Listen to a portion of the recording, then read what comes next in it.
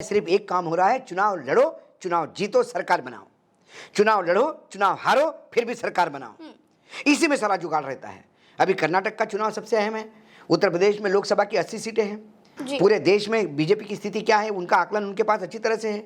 तो उसमें एक और 3-4 सीटों का लॉस हो जाए, इसलिए बलात्कार के आरोप हो, व्याभिचार के आरोप हो, वो सदाचारी हो जाता है, क्योंकि उसकी मुझे जरूरत है। लेकिन बहुत गंभीर आरोप लगा रहे हैं सर। आरोप गंभीर है। एक नहीं, दो नहीं, तीन नहीं, 400 नहीं, 500 नहीं, 1000 महिलाओं के साथ शोषण किया है ब्रजभूषण शरण सिंह ने, ये आरोप लगा रहे हैं। ये लड़की, पहलवान ये कह रही है लड़की 2014 का वो जज कह रहा है, वो कोच कह रहा है कि 2014 की बात है कि ये लड़कियां रो रही थी और मैं इनको समझा रहा था। सही कह रही है ये लड़कियां। और क्या चाहिए आपको?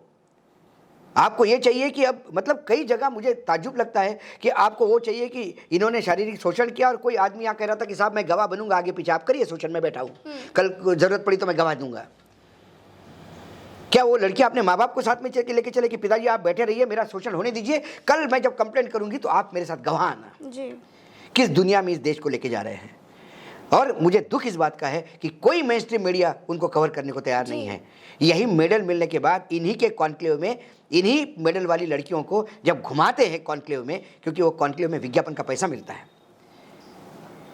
अरे रेड लाइट एरिया में भी धंधा करने वालों की कोई जमीर होता है। आप तो उससे भी नीचे गिर गए हैं, देश का मेन स्ट्रीम मीडिया उससे भी नीचे इतना गर्त में मिला है कि आज अपने आप को मीडिया का आदमी कहते हुए शर्म आती है। बबीता ने यह स्टेटमेंट दिया है कि ना जांच हुई, ना मुझे वो रिपोर्ट पढ़नी दी, और मैंने पढ़ने का प्रयास किया तो मेरे हाथ से वो खींच लिया। मैं बिल्कुल इस रिपोर्ट के साथ नहीं हूं सर। 2014 में इन लड़कियों ने ये कंप्लेंट की है, तब रो रही थी लड़कियां कि अध्यक्ष जी हमारा शोषण कर रहे हैं। ये वो कोच कहता है जो रिटायर्ड हो चुका है, जिन लोगों ने इसको कोच किया है। और क्या चाहिए आपको? और ये क्यों दूध के धुले नहीं है ब्रजभूषण शरण सिंह जी। ये कहते होंगे कि हमारे पे कोई ये नहीं हुए, लेकिन इन्होंने जब पहली बार लोकसभा लड़ा तो 34 क्रिमिनल केसेस थे उनके एफिडेविट में लिखे हुए हैं। 7 लोगों को तलवार से काटा जाता है, फिर इस लड़के के साथ बलात्कार किया जाता है, और जो बलात्कार करने वाले हैं वो दोषी साबित होकर उनको आजीवन कारावास होता है। फिर आप छोड़ते हो कि इनका चाल चरित्र ठीक था। इनका चाल चरित्र ठीक होता तो एक चरित्रहीन लोगों का चरित्र कब से ठीक होने लगा है? बाकायदा मंच पर बैठा करके उनका स्वागत होता है, स्वागत कर रहे हैं। ये इस पार्टी का ये महिलाओं को देने वाली इज्जत है कि मुसलमान की महिलाएं नहीं है, हिंदुओं की महिलाएं हैं। फिर आप कहोगे कि सवर्णों की महिला है, दलितों की महिला नहीं है। नमस्कार। जंतर मंतर पर देश की शान, देश की अभिमान पहलवान बेटियां बीजेपी के सांसद ब्रजभूषण शरण सिंह के शोषण के खिलाफ धरने पर बैठी हैं। किसी भी मामले पर तुरंत एफआईआर दर्ज करने वाली पुलिस कहती है कि पहले जांच करेंगे फिर एफआईआर करेंगे। इस पूरे मसले पर बात करने के लिए आज हमारे साथ वरिष्ठ पत्रकार अशोक वानखेड़े सर हैं। सर, सबसे पहले तो आपका बहुत बहुत स्वागत है। नमस्कार प्रज्ञा जी। अशोक सर, नरेंद्र मोदी अपने ही सांसद से इतना क्यों डरे हुए हैं? खेल मंत्रालय ने 1 महीने में जांच करके न्याय करने की बात कही थी, 3 महीने हो गए, कुछ हो ही नहीं रहा। गंभीर सवाल है, लेकिन उसके पहले कि ये शो आपका पहला शुरुआत है, मैंने सोचा, मुझे बताया गया, और ये मेरा सौभाग्य है कि आपके इस नए शो के पहले गेस्ट के रूप में मैं आपके साथ हूँ। मुझे आशा है कि दर्शक उतना ही प्यार देंगे जितना होता है, क्योंकि फिर बात वही होगी, खरी और स्ट्रेट। जो आपने सवाल पूछा कि ये हो क्यों रहा है, 2014 से लेके यदि हम पैटर्न देखें या नरेंद्र मोदी जी का गुजरात का पैटर्न देखें, तो हमेशा हाथी के दांत दिखाने के और खाने के अलग अलग होते हैं। वैसा इनका बोलना कुछ अलग होता है, करना कुछ अलग होता है। ब्रजभूषण शरण सिंह ये बाहुबली है, ये ठाकुर है, ये आसपास के 3-4 सीटें बिगाड़ने की औकात रखते हैं, ये हमेशा विद्रोही तेवर के रहे हैं, लेकिन ब्लू आइड बॉय रहे हैं। उनके ऊपर जो आरोप है वो आरोप बहुत गंभीर है जी। लेकिन नेताओं पे ऐसे आरोप लगते रहते हैं, शारीरिक शोषण के, भ्रष्टाचार के, हम मानते हैं। लेकिन आरोप लगाने वाले कौन है ये जब देखते हैं तो आंखों में आंसू आ जाते हैं कि जो लड़कियां अंतर्राष्ट्रीय स्तर पे भारत के तिरंगे को फहराकर अपना राष्ट्रगीत गवाने की ताकत रखती है, वो आज लड़कियां आंसुओं से रो रही है। और किस लिए? इसलिए नहीं कि उनको पैसे नहीं मिले, इसलिए नहीं कि उनको मेडल नहीं मिले, इसलिए नहीं कि उनको घर से बाहर कर दिया है, इसलिए कि उनकी इस्मत लूटी है, इसलिए कि उनका शारीरिक शोषण हुआ है। भारतीय जनता पार्टी से कम मैं ये उम्मीद नहीं रखता।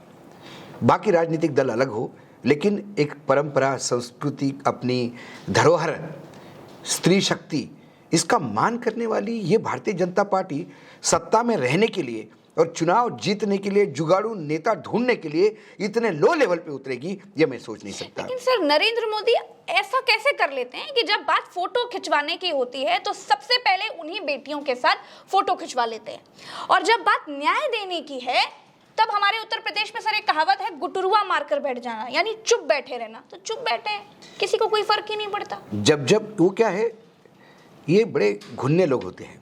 मैं माफ़ चाहता हूँ कि प्रधानमंत्री के बारे में ऐसा शब्द यूज़ करना पड़ रहा है। इनके ऊपर जब भी आरोप लगते हैं तो ये जवाब नहीं देते, क्योंकि उन आरोपों में इतना तथ्य होता है कि इनको पता है कि उसके जवाब देने जाएंगे तो ये नंगे हो जाएंगे। ये खेल में होता है, खेल संगठन में ऐसे कई पहले भी हुआ है, उस पर एक्शन भी हुई है। लेकिन मुझे ये नहीं समझ में आता कि राहुल गांधी लाल चौक पे ऐसा कुछ बोल देते हैं जी, महिलाओं को लेके कि कुछ महिलाओं ने यात्रा में मेरे से ऐसी बात कही, दिल्ली पुलिस उनके यहाँ तुरंत पहुंच जाती है पूछने के लिए कि क्या हुआ। यदि ये कोई कांग्रेस का नेता होता तो अभी तक नप चुका होता। बिल्कुल ठीक बात। लेकिन लड़कियां 18 जनवरी को बैठी थी जी जी। उसके बाद 19 तारीख को खेल मंत्री उनसे बात करते हैं जी। बातचीत का हल नहीं निकलता, उनका एजिटेशन जारी रहता है 20 तारीख तक। 21 तारीख को ओलंपिक एसोसिएशन एक इंक्वायरी कमेटी घोषित करती है, उसके बाद खेल मंत्रालय एक इंक्वायरी कमेटी घोषित करता है, और दोनों में ये बोला जाता है कि 15 दिन के अंदर रिपोर्ट होगी और दोषियों को बख्शा नहीं जाएगा। बबीता फोगट का नाम बाद में 5 लोगों के साथ फिर जोड़ा जाता है, क्योंकि वन वे हो गया जी। वो तो जो कमेटियाँ बनी थी वो इस टाइप बनी थी, खेल मंत्रालय की, हास्यास्पद थी। वो एक पिक्चर में वो एक विलन होता है गेंदा, जी जी, वो सलमान खान को कहता है यहाँ तो गवाह भी हम, मुजरिम भी हम और जज भी हम। उस हिसाब से वो कमेटियाँ बनी थी। उसके बाद वो बबीता का नाम जोड़ा गया। बबीता ने ये स्टेटमेंट दिया है कि ना जांच हुई, ना मुझे वो रिपोर्ट पढ़नी दी, और मैंने पढ़ने का प्रयास किया तो मेरे हाथ से वो खींच लिया। मैं बिल्कुल इस रिपोर्ट के साथ नहीं हूँ। सर 2014 में जी, इन लड़कियों ने ये कंप्लेंट की है, तब रो रही थी लड़कियां कि अध्यक्ष जी हमारा शोषण कर रहे हैं। ये वो कोच कहता है जो रिटायर्ड हो चुका है, जिन लोगों ने इसको कोच किया है। और क्या चाहिए आपको? और ये क्यों दूध के धुले नहीं है बृजभूषण शरण सिंह जी, ये कहते होंगे कि हमारे पे कोई ये नहीं हुए, लेकिन इन्होंने जब पहली बार लोकसभा लड़ा तो 34 क्रिमिनल केसेस थी उनके एफिडेविट में लिखे हुए। जो जेजे स्कूल का शूटआउट, जेजे कॉलेज का, जो जेजे हॉस्पिटल का जो शूटआउट हुआ अंडरवर्ल्ड का, तब दाऊद ने जिन लोगों को हायर किया उन लोगों के तार इनसे जुड़े करके ये टाड़ा में अंदर थे। कल्पनाथ राय नब गए थे इनके चक्कर में। ये ऐसे लोग हैं।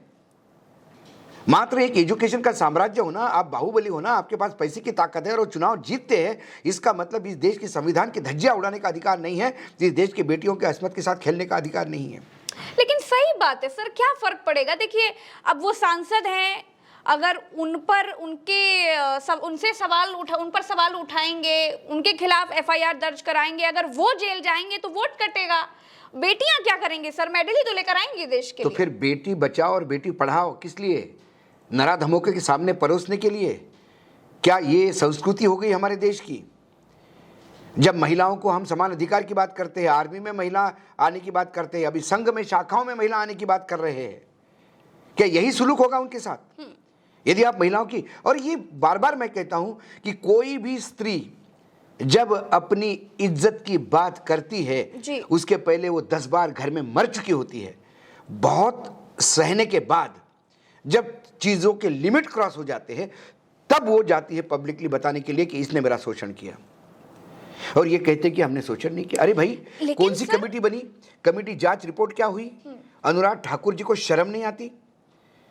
वो खेल मंत्री है, वो चुप्पी साधे बैठे हुए हैं।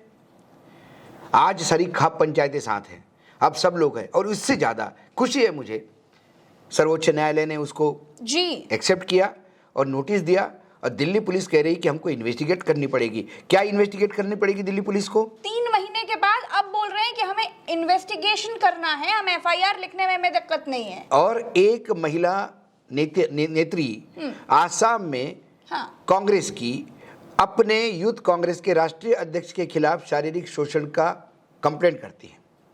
कांग्रेस पार्टी अंदरूनी जांच करती है, उसमें वो महिला के आरोप झूठे साबित होते हैं, वो उसको पार्टी से निकाल देती है। तुरंत आसाम के मुख्यमंत्री कहते हैं कि आसाम की बेटी का सवाल है, और वो एफआईआर दर्ज करके पुलिस लेने पहुंचती है श्रीनिवासन, जो यूथ कांग्रेस के अध्यक्ष हैं।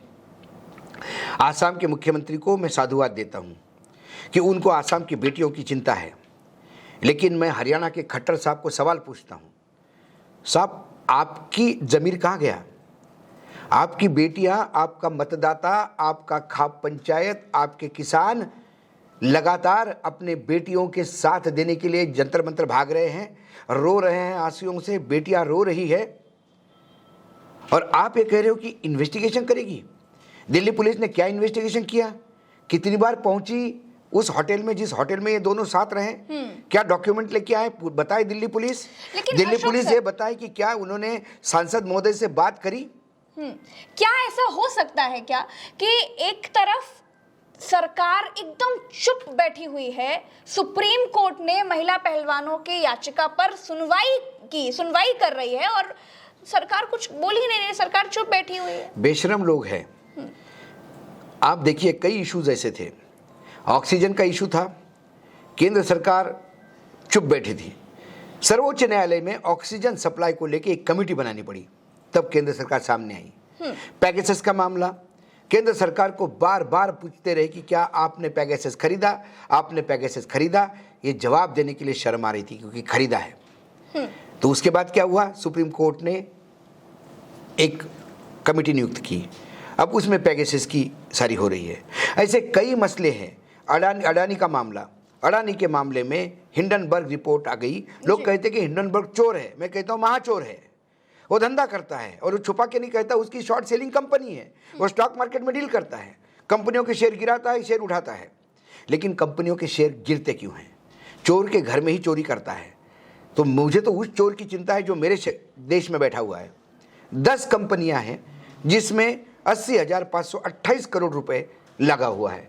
उन शेल कंपनियों का माय बाप कौन है? क्योंकि अडानी जी डिफेंस में काम कर रहे हैं, लॉजिस्टिक में काम कर रहे हैं, पोर्ट्स में काम कर रहे हैं। मेरे देश की सुरक्षा की चिंता मुझे नहीं है, मुझे है। मैं इनका ठेका सिर्फ प्रधानमंत्री और गृह मंत्री और राजनीतिक दलों को नहीं दे सकता। इंसान हूँ, टैक्स भरता हूँ, इस देश में रहता हूँ। देश की सुरक्षा की चिंता मुझे उतनी है जितनी इनको है। तो आज यदि उनके बारे में पूछते हैं तो उनके बारे में हाँ भी नहीं कहते, ना भी नहीं कहते, चुप रहते। जेपीसी लगाने को तैयार नहीं है। गृह मंत्री बोलते कि उसमें कुछ गलत है ही नहीं। गलत नहीं है तो फिर सर्वोच्च न्यायालय ने उस पर कमेटी क्यों नियुक्त की? तो फिर गृह मंत्री को अपने वक्तव्य को देखते हुए इस्तीफा दे देना चाहिए। लेकिन देगा कौन जब आप इतने बेशर्म हो चुके हो कि आपको शर्म आती ही नहीं? आपके मतलब बिल्किस बानो के मामले में सर्वोच्च न्यायालय के न्यायाधीश को यह कहना पड़ा, वकील साहब को, कि अरे ये कल मेरी बेटी हो सकती है, आपकी बेटी हो सकती है, बिल्किस अकेली नहीं है। वो आदमी इतना अंदर से टूट चुका था, मतलब मुख्य न्यायाधीश को अपने ऊपर बोलना पड़ा कि कल ये मेरे साथ हो सकता है, कि एक बेटी प्रेग्नेंट महिला, उसका गोदरा से कोई लेना देना नहीं है, सिर्फ वो मुसलमान है जी। प्रेग्नेंट महिला एक 2 साल की बच्ची के साथ भाग रही है, उस बच्ची को उसके माँ के सामने पटक पटक के जमीन पे मार डाला जाता है, उसके साथ वाले 7 लोगों को तलवार से काटा जाता है, फिर इस लड़के के साथ बलात्कार किया जाता है, और जो बलात्कार करने वाले हैं वो दोषी साबित होकर उनको आजीवन कारावास होता है। फिर आप छोड़ते हो कि इनका चाल चरित्र ठीक था। इनका चाल चरित्र ठीक होता तो एक चरित्रहीन लोगों का चरित्र कब से ठीक होने लगा है? बकायदा मंच पर बिठा करके उनका स्वागत होता है, स्वागत कर रहे हैं। ये इस पार्टी का ये महिलाओं को देने वाली इज्जत है कि मुसलमान की महिलाएं नहीं है, हिंदुओं की महिलाएं हैं। फिर आप कहोगे कि सवर्णों की महिला है, दलितों की महिला नहीं है। एक लड़की का 12 साल के बलात्कार होता है उत्तर प्रदेश में, और इस बलात्कार के बाद वो लड़की प्रेग्नेंट होती है, वो बच्चे को जन्म देती है, और ये इतना लोगों को खौफ नहीं है लॉ एंड ऑर्डर का, मतलब अपने बाप की जागीर समझते हैं, वो बाहर आता है, वो जला देता है उस घर को। सर इतना डर किस बात का है? अपने सांसद पर एफआईआर तक दर्ज करने नहीं दे रही है सरकार। जब एफआईआर दर्ज करने की बात होती है तो 50 से ज्यादा एफआईआर दर्ज हो जाती हैं, सिर्फ इस पर कि पोस्टर लगाने वाले का नाम नहीं था। पत्रकारों पर तो चुटकियों में एफआईआर दर्ज हो जाती है, तो फिर बीजेपी के सांसद पर एफआईआर दर्ज क्यों नहीं हो रही है सर? उन्हें तो जेल में होना चाहिए। प्रधानमंत्री का पिता का नाम गलत लेने पे प्लेन से उतारा गया बीजेपी कांग्रेस का स्पोक्स पर्सन। इतनी प्रॉम्प्ट पुलिस है हमारी। एक ट्वीट होता है गुजरात में और 1000 किलोमीटर दूर फ्लाइट से आसाम से लोग जाते हैं और उस ट्वीट करने वालों को उठा के लेके जाते हैं। यदि आपकी इतनी फुर्तीली पुलिस है तो मैं चाहता हूं कि मैं तो भाई साधुवाद देता हूं आपको, देश में चाहिए ऐसी पुलिस, लेकिन ऐसी पुलिस ऐसी जगह नकारा क्यों हो जाती है? सत्यपाल मलिक सवाल पूछते, भ्रष्टाचार की बात करते हैं, उसमें 3 पार्टियों में सिर्फ सत्यपाल मलिक को सीबीआई ऑर्डर नोटिस देती है। राम माधव को नोटिस देने में सीबीआई को पसीना आ जाता है, जमीर नहीं उनका। अनिल अंबानी को नोटिस देने में जमीर नहीं है उनका। तो आप सब्जेक्टिव चलते हैं ना, तो फिर आप किस बात के ये करते हैं कि हम भ्रष्टाचार की लड़ाई लड़ते हैं, हम महिलाओं के लिए करते हैं। आप सिर्फ चुनाव लड़ते हैं जी। 2014 से लेके हमारे देश में कोई काम नहीं हो रहा है, सिर्फ एक काम हो रहा है, चुनाव लड़ो, चुनाव जीतो, सरकार बनाओ। चुनाव लड़ो, चुनाव हारो, फिर भी सरकार बनाओ। इसी में सारा जुगाड़ रहता है। अभी कर्नाटक का चुनाव सबसे अहम है। उत्तर प्रदेश में लोकसभा की 80 सीटें हैं। पूरे देश में बीजेपी की स्थिति क्या है, उनका आकलन उनके पास अच्छी तरह से है। तो उसमें एक और 3-4 सीटों का लॉस हो जाए, इसलिए बलात्कार के आरोप हो, व्याभिचार के आरोप हो, वो सदाचारी हो जाता है, क्योंकि उसकी मुझे जरूरत है। लेकिन बहुत गंभीर आरोप लगा रहे हैं सर। आरोप गंभीर है। 1 नहीं, 2 नहीं, 3 नहीं, 400 नहीं, 500 नहीं, 1000 महिलाओं के साथ शोषण किया है ब्रजभूषण शरण सिंह ने, ये आरोप लगा रहे हैं ये लड़की, पहलवान ये कह रही है लड़की। 2014 का वो जज कह रहा है, वो कोच कह रहा है कि 2014 की बात है कि ये लड़कियां रो रही थी और मैं इनको समझा रहा था। सही कह रही है ये लड़कियां। और क्या चाहिए आपको? आपको ये चाहिए कि अब मतलब कई जगह मुझे ताज्जुब लगता है कि आपको वो चाहिए कि इन्होंने शारीरिक शोषण किया और कोई आदमी यहाँ कह रहा था कि साहब मैं गवाह बनूंगा, आगे पीछे आप करिए, शोषण में बैठा हूं, कल जरूरत पड़ी तो मैं गवाह दूंगा। क्या वो लड़की अपने माँ बाप को साथ में लेके चले कि पिताजी आप बैठे रहिए, मेरा शोषण होने दीजिए, कल मैं जब कंप्लेंट करूंगी तो आप मेरे साथ गवाह आना? किस दुनिया में इस देश को लेके जा रहे हैं? और मुझे दुख इस बात का है कि कोई मेन स्ट्रीम मीडिया उनको कवर करने को तैयार नहीं है। यही मेडल मिलने के बाद इन्हीं के कॉन्क्लेव में, इन्हीं मेडल वाली लड़कियों को जब घुमाते हैं कॉन्क्लेव में, क्योंकि वो कॉन्क्लेव में विज्ञापन का पैसा मिलता है। अरे रेड लाइट एरिया में भी धंधा करने वालों की कोई जमीर होता है। आप तो उससे भी नीचे गिर गए हैं, देश का मेन स्ट्रीम मीडिया उससे भी नीचे इतना गर्त में मिला है कि आज अपने आप को मीडिया का आदमी कहते हुए शर्म आती है। तो लगता है कि हम कहां जा रहे हैं। लेकिन समाज उन लड़कियों के साथ है। मीडिया समाज का प्रतिबिंब हुआ करता था, अब मीडिया सिर्फ दलाली करता है। मीडिया प्रतिबिंब नहीं होता। मीडिया एक नया पेंटिंग बना के लोगों के सामने पेश करता है कि ये है मोनालिसा। अरे लेकिन वो तो बेचारी मोनालिसा दिखती नहीं। लेकिन हम कह रहे हैं कि आप मोनालिसा, आप हमको पैसे दो तो हम आपको बताएंगे कि आप मोनालिसा है। आप कैसी भी हो, और आप मोनालिसा भी हो तो हम बोलेंगे कि आप बहुत ही थर्ड रेट दिखती है क्योंकि आपने मुझे पैसे नहीं दिए। ये आज का मीडिया हो गया है। क्या वो एंकर लड़कियां अपने आप को महसूस नहीं करती? क्या एक महिला होने के नाते उन महिलाओं की पीड़ा एक एंकर महिला समझ नहीं पाती? सर पत्रकारिता जगत में आपका तो बहुत बड़ा अनुभव रहा है। आपको क्या लगता है उस समय में और आज के समय में कितना अंतर है, और किस तरह का अंतर आप देख रहे हैं? और इस तरह से पत्रकारिता से लोगों का विश्वास उठ रहा है और लग रहा है आने वाले समय में तो बिल्कुल उठ जाएगा। कई लोग कहते कि नहीं, जब लोग हमें देखते हैं, हम तो मेन स्ट्रीम में नहीं जाते ना। जी बिल्कुल सही। लेकिन लाखों लोग क्यों देखते हैं? इसलिए देखते कि कहीं ना कहीं उन्हें सच्चाई जाननी है। अब उन्होंने एंटरटेनमेंट के नाम पे न्यूज देखते हैं। जी। कल प्रधानमंत्री जी ने अर्णव गोस्वामी के चैनल पे कॉन्क्लेव में भाषण दिया। उसके बाद अर्णव गोस्वामी ने जो बोला है, पत्रकारिता के चाटुकारिता का उच्चांक है वो। जी सर, उच्चांक है। कई बार तो बीजेपी वाले भी सोचते होंगे यार इतना तो हम भी नहीं कर रहे हैं जितना आप कर रहे हो। रिकॉर्ड तोड़ हो रही है बात। इसलिए उन लड़कियों के साथ पंचायत भी आएगी और लोग भी आएंगे। अभी कोल्हापुर में ब्रिजभूषण कहीं गेस्ट बन के जा रहे हैं। कोल्हापुर में महिलाओं ने मोर्चा खोल दिया है सामने। हम अपोज करेंगे कि महिलाओं की अस्मिता के साथ खेलने वाला आदमी यहाँ कैसा आता है। हमारे यहाँ व्याभिचारियों को जरूरत नहीं है। श्री राम ने सब कुछ किया, व्याभिचार को कभी जगह नहीं दी। छत्रपति शिवाजी महाराज ने तो व्याभिचार के खिलाफ जो बातें की है, इन लोगों को तो ये अपने आप को ठाकुर समझते हैं, छत्रपति शिवाजी महाराज का नाम लेते हैं हिंदुत्व के नाम पे, वो रोज छत्रपति शिवाजी महाराज को गाली देते हैं जब उनके मुंह से नाम निकलता है। तो छत्रपति शिवाजी महाराज की उम्र मात्र 8 साल थी।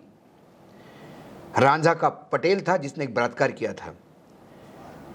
जब जीजा माता पूना में थी, जागीर पूना की थी उनके पिताजी की, वहाँ जब ये मसला आया तो बाबा दादा कोंडदेव थे जो वहाँ पूरा देख रहे थे, मैनेजमेंट देख रहे थे। तो कोंडदेव ने कहा कि युवराज आप बताइए इसके साथ क्या करना चाहिए, इसने ये गुनाह किया। तब छत्रपति ने कहा कि इसके हाथ पैर कलम करके इसको गांव के दहलीज पे लटका दो, धीरे धीरे मरने दो, ताकि पूरे जागीर में एक मैसेज जाए कि महिलाओं के साथ कुकर्म करने का नतीजा क्या होता है। वो छत्रपति शिवाजी महाराज है।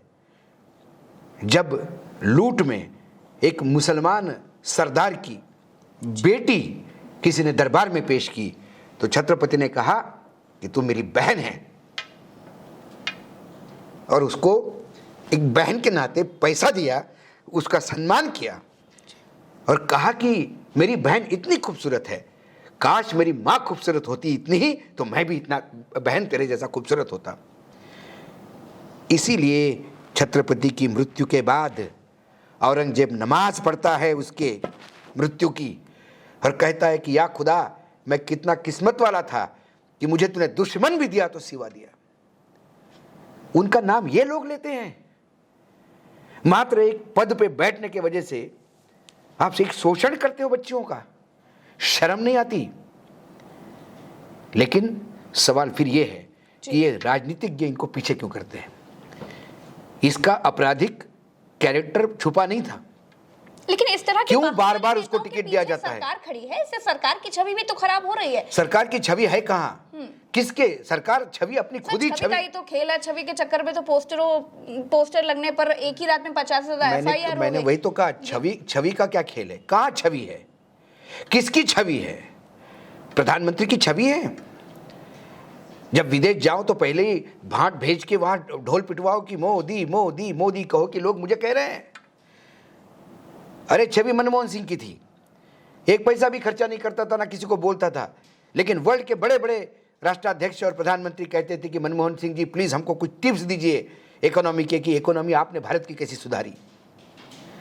उन्होंने नहीं कहा मनमोहन सिंह नहीं करना पड़ा, इंदिरा नहीं करना पड़ा।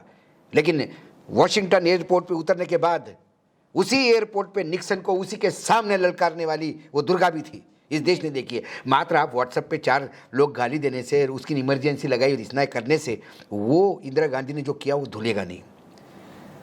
आपको वो जगह चाहिए सर। लेकिन छवि का असर पड़ता है क्या? जैसे देश में बहुत पड़ता है। राहुल गांधी की छवि, वो खुद कहते हैं कि हमारी छवि बिगाड़ने के लिए करोड़ों रुपए खर्च किए गए, तो सरकार ने सारी ताकत लगा दी। क्या हुआ? लेकिन सर आप एज ए जर्नलिस्ट, आपको क्या लगता है कि ये छवि की वजह से, छवि बचाने और छवि बिगाड़ने की जो लड़ाई चल रही है, तो क्या हुआ? सच और झूठ छुपता जा रहा है? बिल्कुल छुपता जा रहा है, और इसमें मीडिया का रोल अदा करना चाहिए। राहुल गांधी ने क्या किया? हाँ। उसने पैसा नहीं खर्चा किया, वो कन्याकुमारी से कश्मीर निकल लिया पैर, और पूरे दुनिया ने देखा, पूरे देश ने देखा, अरे ये राहुल गांधी है।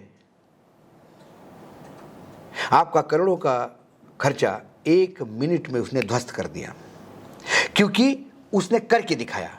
आप करके दिखाइए,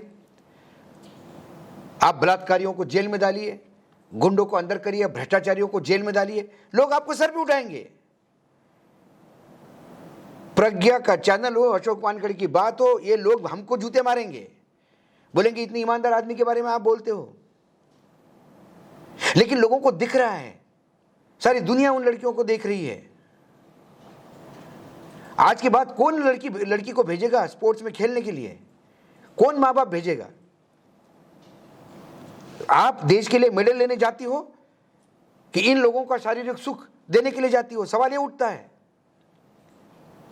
फिर ये सवाल पूछेंगे प्रूफ क्या है, हमारे चैनल वाले। फिर वो पूछेंगे तब क्यों नहीं आवाज की, अब क्यों आवाज की। ऐसे पूछने वाले बहुत हैं। बिल्कुल ठीक बात है सर।